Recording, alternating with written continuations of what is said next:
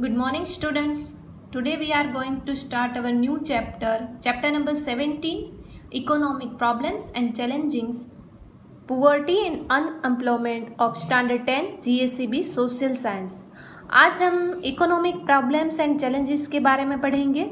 उसमें दो प्रॉब्लम्स की बात की गई है, इसमें पुअर्टी एंड अनएम्प्लॉयमेंट। इसका हम फर्स्ट पार्ट आज पढ़ने वाले। फर्स्ट पार्ट में हम डिस्कस करेंगे पुअर्टी के बारे में। अब हम जानते हैं कि हमारे कंट्री में या तो कोई भी कंट्री में इकोनॉमिक प्रॉब्लम्स होते हैं। उस प्रॉब्लम में होते हैं पुअर्टी, ब्लैक मनी हो, प्राइस राइज यानी महंगाई बढ़ रही हो, अनएम्प्लॉयमेंट हो जैसे कि पॉपुलेशन ग्रोथ हो, करप्शन हो, स्टारवेशन हो यानी सबको खाना भी ना मिल रहा हो, ऐसे सारे हमारे कंट्री में प्रॉब्लम्स चल रहे होते हैं। तो आज हम इसमें से पुअर्टी एंड अनएम्प्लॉयमेंट के बारे में पढ़ने वाले हैं। पुअर्टी यानी क्या होता है? A large number of people are deprived of satisfying their basic and essential requirement of life such as food, clothes, shelter, education and health. Such a situation known as poverty यानी बहुत सारे large number of people जो अपनी जो basic and essential requirement है जिसको वो satisfied नहीं कर पा रहे, ऐसे सारे पीपल जो हम उसकी एसेंशियल रिक्वायरमेंट जैसे कि फूड हो, क्लोथ हो, शेल्टर हो, एजुकेशन, हेल्थ, ये सारी हमारी बेसिक रिक्वायरमेंट है, जो इतनी बेसिक रिक्वायरमेंट भी पूरी नहीं कर पा रहे, सेटिस्फाइड नहीं कर पा रहे, ऐसे लोग को हम क्या बोलेंगे? पुअर। और ऐसे सिचुएशन को हम बोलेंगे पुअर्टी। तो ये पुअर्टी के लिए गवर्नमेंट ने, इंडियन गवर्नमेंट ने कैसे कैटेगरी बनाई है? बीपीएल यानी below poverty line. But below poverty line जो पीपल है वो किसको बोलेंगे या तो उसके फीचर्स क्या है? तो person who is not able to get 2 meals a day यानी दिन का उसको 2 टाइम का खाना नहीं मिल रहा है, तो ऐसे लोग किस में आएंगे? Below poverty line. People suffer from problems of unavailability of dwelling place यानी उसको अच्छी जगह नहीं मिल रही है, ड्वेलिंग प्लेस नहीं मिल रहे रहने के लिए, तो उसको हम बोलेंगे below poverty line. They are forced to live in shabby और slum areas. Their income is less than determined expected income. Their life span is less than national average life expectancy यानी जो हमारे कंट्री की average life है person की, उससे उसका life span कम हो तो भी वो क्या है? बिलो पुअर्टी लाइन के नीचे। जनरली दे आर इलिटरेट यानी वो जनरली इलिटरेट है, जिसको एजुकेशन नहीं मिला है। Very often they suffer from various diseases due to the lack of nutritious food यानी ऐसे जो बिलो पुअर्टी लाइन पे जी रहे हो, ऐसे लोगों के बच्चों को न्यूट्रिशियस फूड भी नहीं मिल रहा है, इसीलिए वो लोग जनरली बहुत ही डिसीज से सफ़र कर रहे होंगे। Death rate is high due to the malnutrition और उन लोगों का डेथ रेट भी ज़्यादा होगा। Efforts made by government to improve standard और ऐसे लोगों का स्टैंडर्ड इम्प्रूव करने के लिए जो गवर्नमेंट एफर्ट्स कर रही है वो क्या कर रही है? Income of people living BPL below poverty line are called absolute family. After finding out और ऐसे लोगों को पहले गवर्नमेंट फाइंड करती है। Such families government started a public distribution system. It has try to raise their living standard और government उसका standard raise करने में ट्राई करती है। बट क्वेश्चन इज दैट कि पॉवर्टी किस तरह से मेज़र की जाए? तो on the basis of expenditure behind the various of service by the family यानी फैमिली को यानी कोई भी वो बिलो पुअर्टी लाइन वाली फैमिली है उसको किस तरह की सर्विसेज मिल रही है, उसके बेसिस पे हम उसके वो पुअर है कि नहीं है वो हम डिटरमाइन कर पाएंगे। फॉर एग्जांपल कि जैसे कि एजुकेशन है वो एक सर्विस ही है, बट उसके बच्चों को अगर एजुकेशन नहीं मिल रहा है तो वो फैमिली है वो क्या है? Below poverty line. Then second one is on the basis of total income of the family और फैमिली की टोटल इनकम क्या है उसके बेसिस पे भी हम क्या कर सकते हैं? पुअर्टी मेज़र कर सकते हैं कि ये फैमिली पुअर है कि रिच है। Then types of poverty, poverty है वो दो टाइप पे है, absolute poverty and relative poverty. Absolute poverty किसे बोलेंगे? Those people of this society who are not able to purchase the basic necessities, यानी ऐसे लोग, ऐसी सोसाइटी के पीपल जो अपनी बेसिक नेसेसिटी की जो सारी चीज़ें हैं वो परचेस कर नहीं पाते हैं, एबल नहीं है, ऐसे लोगों को हम पुअर बोलेंगे और ऐसी पुअर्टी को हम बोलेंगे एब्सोल्यूट पुअर्टी, यानी जो सच में पुअर है। और रिलेटिव पुअर्टी यानी क्या है? A society has a different income groups, among them some groups have a low income comparison to other।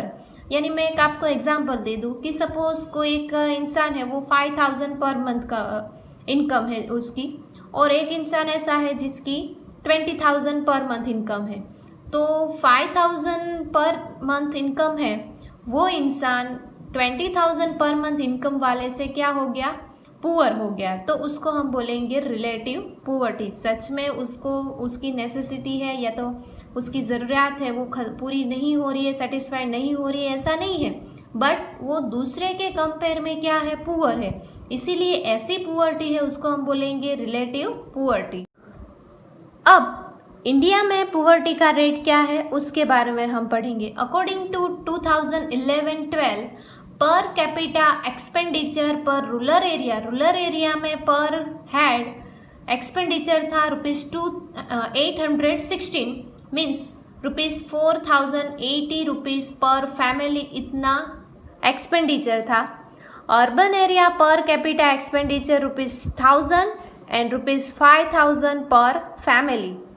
Criteria number of poor reduce to 27 crore, यानी जो लास्ट पॉपुलेशन काउंटिंग हुआ था उससे 27 करोड़ पीपल रिड्यूस हुए, यानी 27.9% पुअर्टी डिक्रीज हुई है, जो बहुत ही अच्छी बात है हमारे कंट्री के लिए।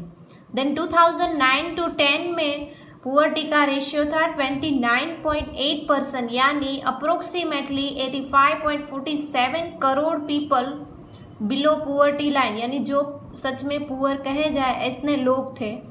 वर्ल्ड बैंक जो PCI डिसाइड करता है वो $1.90 है। In India 121 crore people in 2010 out of 32.7%, यानी टोटल पॉपुलेशन का 45.6 crore people in below poverty line.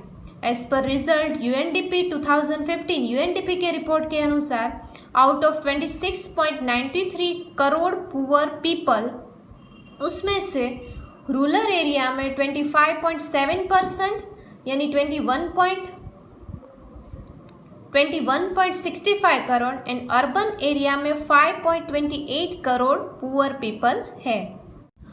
और पॉपुलेशन काउंटिंग लास्ट जो हुआ था उसके हिसाब से जो इंडिया में पुअरेस्ट स्टेट यानी सबसे ज़्यादा पॉवर्टी है वो है छत्तीसगढ़ में 36.93% एंड सबसे कम पॉवर्टी है वो है इंडिया में गोवा में 5.09%, और हमारे स्टेट गुजरात में है 16.63% पॉवर्टी रेट। असम, मणिपुर, बिहार, अरुणाचल प्रदेश, उड़ीसा, झारखंड, ये सारे स्टेट्स है उसमें भी पॉवर्टी 30% से ज़्यादा है। Next topic is the poor live in wealthy India. ऐसा क्यों? क्योंकि हम इंडिया तो वेल्दी है फिर भी उसमें पुअर रह रहे, ऐसा हम क्यों बोलेंगे? Because natural resources in large and prosperous natural material are available in our wealthy India, but because of lack of ability to make a worthy profit from them, but ऐसे सारे availability of natural resources we are not able to utilize it proper because of lack of ability, lack of education, training and skill and defective planning. These natural resources haven't utilized their best possible for welfare, यानी हमारे पास इतना education नहीं है, training नहीं है, skill नहीं है, planning नहीं है, उसकी वजह से हम हमारे पास जो नेचुरल रिसोर्सेज है उसका सही तरीके से यूज़ नहीं कर पा रहे, इसीलिए हमारा कंट्री वेल्दी है फिर भी हम कैसे है? पुअर है। As a result proportion of poverty has not reduced, यानी इसीलिए पुअर्टी का जो रेट है वो रिड्यूस नहीं हो रहा है। अभी हमने जो डिस्कस किया वो दो टाइप के पुअर है, एक तो है रूरल पुअर एंड दूसरे अर्बन पुअर। रूरल पुअर यानी जो विलेज में रहते हैं वो, उसमें कौन कौन से आएंगे, तो लैंडलेस लेबरर्स होते हैं वो जिसके पास ज़मीन नहीं होती है, फार्म लेबरर्स होते हैं, बेगर्स होते हैं, मार्जिनल फार्मर होते हैं, स्मॉल स्केल इंडस्ट्रीज होती है, आर्टिशंस ऑफ कॉटेज इंडस्ट्रीज वाले लोग हैं, वो सारे जिसको ठीक से अगर काम नहीं मिलता है तो वो किस में आएंगे, पुअर में, और ये सारे हैं रूरल पुअर का। और अर्बन एरिया में जो पुअर होते हैं वो कैजुअल लेबर्स होते हैं, लेबर ऑन डेली वेजेस, जो हर रोज़ की वेजेस पे काम करते हैं वो, डोमेस्टिक वर्कर होते हैं, रिक्शा ड्राइवर होते हैं, workers at the eating place and garages में जो काम करते हैं वो, एंड बेगर्स, ये सारे किस में है, अर्बन पुअर में। Then reason behind the poverty, decrease in income from the agriculture sector because of insufficient development in the field of the agriculture. Agriculture production का भी कम हुआ है because of development नहीं हुआ agriculture की field में, तो उसकी वजह से भी poverty आई है। Then lack of alternative employment apart from farming, यानी farming के अलावा दूसरे employment resources हमारे पास नहीं है। Then lack of knowledge regarding other employment, education and skill. Due to illiteracy, the poor become victim of exploitation and injustice. यानी वो education की कमी की वजह से जो पुअर होते हैं उसको एक्सप्लॉइट करते हैं लोग, और अनजस्टिस उसके साथ होता है। Due to ignoring necessity and economic welfare of the poorest section of society during formation of economic policy, यानी हमारे कंट्री में जब नई गवर्नमेंट बनती है, तब जब नए इकोनॉमिक पॉलिसीज बनती है, तब पुअर लोगों के वेलफेयर को, पुअरेस्ट सेक्शन को, सोसाइटी के पुअरेस्ट सेक्शन को इग्नोर किया जाता है, उसकी नेसेसिटी को इग्नोर किया जाता है, उसका ध्यान नहीं रखा जाता, उसकी वजह से भी पुअर्टी का रेट कम हो रहा नहीं है। Then production of cash crops was encouraged while production of edible crops was reduced. Because of the execution of economic reforms, rural economy collapsed, cottage and small scale industries broke down, उसकी वजह से भी poor बढ़ रहे हैं। Poor people are becoming victims of malnutrition and disease, expenditure on health decrease due to change in technology, traditional business, cottage industries, etc. कि technology के आने की वजह से, मशीनरीज के आने की वजह से जो ट्रेडिशनल बिजनेस थे, कॉटेज इंडस्ट्रीज थी, वो भी क्या हो रही है, रिड्यूस, इसलिए उसके जो वर्कर्स है वो क्या बन रहे हैं, पुअर बन रहे हैं। Then increase in population and death rate etcetera are the reasons behind the poverty. Then government make a strategy for poverty eradication. Till now, 11th year plan has been completed. Till then, neglection of rural areas in strategy for development of Indian economy. Through program Gramoday se Bharatoday, present government has implemented the basic idea. If opportunities for an employment will be created, a flow of income will increase and poverty will be decrease.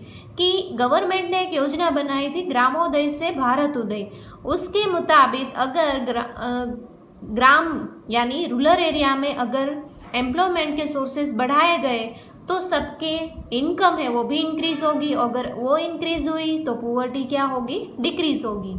After independence government has given of trust और to development of large scale, heavy scale and key industries with slogan गरीबी हटाओ। Other hand, with the objective of green revolution, land reform act have been implemented कि independence के बाद government ने एक slogan दिया था गरीबी हटाओ, और दूसरा उन्होंने ग्रीन रिवॉल्यूशन लाने का यानी लैंड रिफॉर्म करने का भी एक इम्प्लीमेंटेशन किया था। बट उसका रिजल्ट क्या आया, प्रोडक्शन विल इंक्रीज, प्रोडक्शन बढ़ता गया, employment opportunities will be created, poverty level could be reduce, development industries, income of rich farmer और लैंड लॉर्ड इंक्रीज, यानी जो रिच फार्मर थे उसकी इनकम इंक्रीज होती गई। बट जो लैंडलेस फार्मर थे, जिसके पास लैंड ही नहीं थी, उसकी इनकम तो बढ़ी ही नहीं। Thus this strategy to be optimistic bubbler result improper distribution of income, rich become richer and poor remain where they were, यानी जो रिच था वो तो रिच बनता गया और पुअर जहाँ थे वहीं पे ही रहे। In order to remove the disparity of income, government such type of taxation policy, poor may get commodities essential for their life। और ये डिस्पैरिटी थी यानी अनइवन डिस्ट्रीब्यूशन था इनकम का, उसको हटाने के लिए गवर्नमेंट ने कुछ टैक्सेशन पॉलिसी यानी टैक्स की कुछ पॉलिसी इम्प्लीमेंटेशन में लाई। Heavy tax on luxurious good and enjoyment, provide essential commodities to poor people from fair price shop, यानी एक ऐसी शॉप खोली गई जिसमें जो पुअर थे उनको बहुत ही कम दामों में सारी चीज़ें मिलती थी, और जो लग्जरियस आइटम थी, एंजॉयमेंट था, जो रिच लोग ज़्यादा यूज़ करते थे, उनके ऊपर ज़्यादा टैक्स लगाया गया। Under public distribution system improve living standard of poor, और पब्लिक डिस्ट्रीब्यूशन सिस्टम के हिसाब से जो लिविंग स्टैंडर्ड है पुअर का उनको भी इम्प्रूव किया गया। उससे रिजल्ट में ऐसा हुआ, increase in enjoyment among the poor, ability to work would increase, production and finally income would increase, leading better lifestyle. उसकी वजह से जो पुअर लोग थे उनकी इनकम इंक्रीज हुई और उसकी लाइफस्टाइल भी बेटर हुई। Then understanding the need to improve agriculture sector, और गवर्नमेंट ने एग्रीकल्चर सेक्टर में भी इम्प्रूवमेंट करने का सोचा। Government implemented many programmes like land ceiling act, regulation of tenancy act, security of the cultivation right act, ऐसे सारे अलग अलग एग्रीकल्चर सेक्टर में भी एक्ट लाए।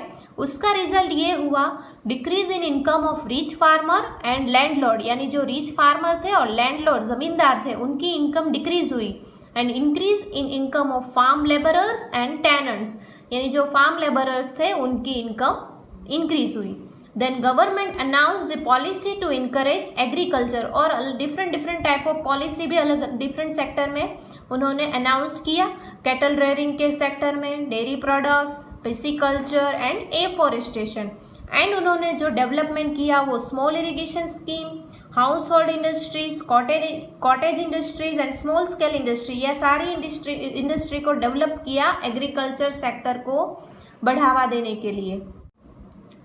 इन order to make people self reliant, यानी वो खुद अपने ऊपर ही रिलायंट हो, वो बनाने की पीपल को कोशिश की गई।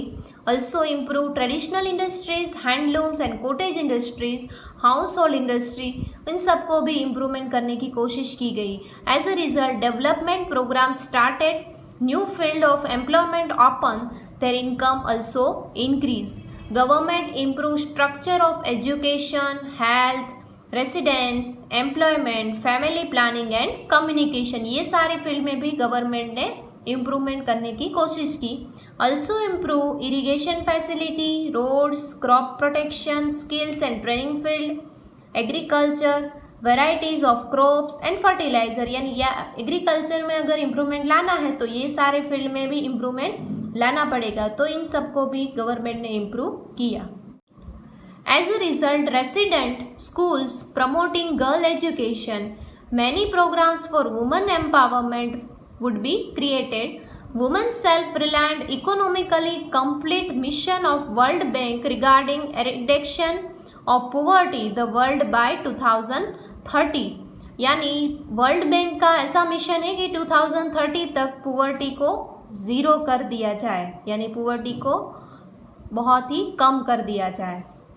Then poverty alleviation programs, wages based employment program, self-employment program, program of elimination of poverty in urban areas, program related to social safety and programs related to poor security, ये सारे programs किए गए poverty हटाने के लिए, poverty alleviation program.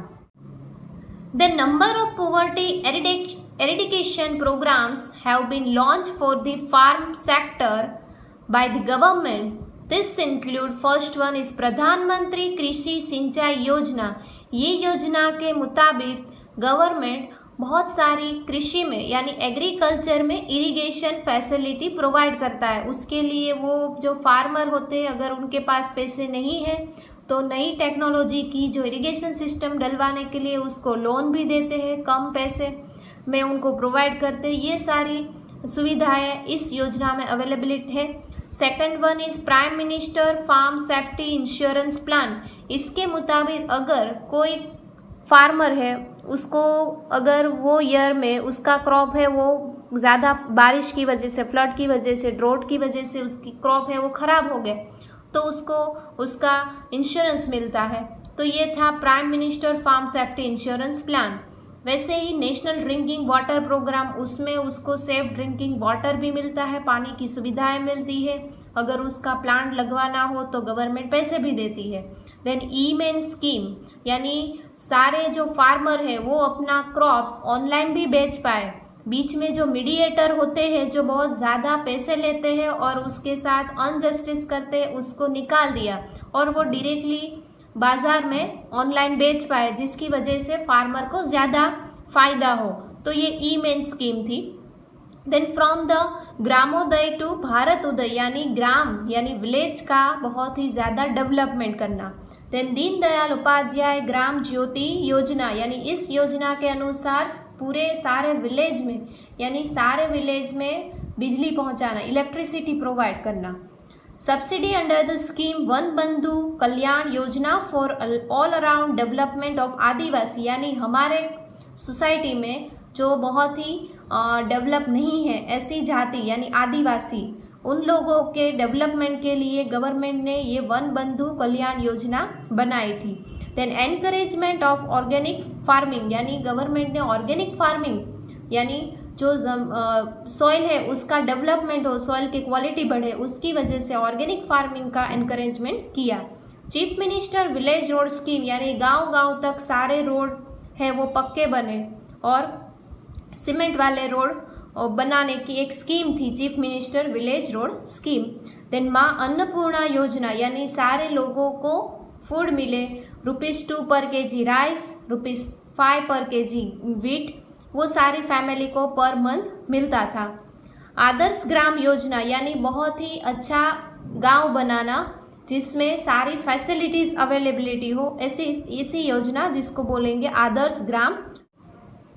Then Mahatma Gandhi national rural employment guarantee act MNREGA, उसके हिसाब से अगर कोई एक इंसान हो जिसको काम करना हो बट उसके पास कुछ टैलेंट या स्किल ना हो तो भी उसको गवर्नमेंट काम देती है और पर फैमिली एक पर्सन को काम मिलता है, जिसके हिसाब से उसका जो इनकम है वो चालू रहे और उसके फैमिली की जो बेसिक नेसेसरी नीड है वो फुलफिल हो। देन मिशन मंगलम, यानी फैमिली का डेवलपमेंट। देन दत्तोपंत तेगड़े ब्याज सहाय योजना, ज्योति ग्रामोद्योग विकास योजना एंड वाजपेयी बंकेबल योजना। तो ये जो हमने पढ़ा था वो है पुअर्टी के बारे में। अभी हम नेक्स्ट पार्ट में पढ़ेंगे अनएम्प्लॉयमेंट के बारे में। तब तक के लिए आपको ये सारे नोट्स है उसको रिवाइज करना है और उसको ही लर्न करना है। आपकी जो टेक्स्ट बुक में है वो डिटेल में ही है, बट आपको अगर नोट्स के फॉर्म में याद रखोगे तो आपको बहुत ही ईजी पड़ेगा। तो हम अगले पार्ट में मिलेंगे, तब तक के लिए थैंक यू।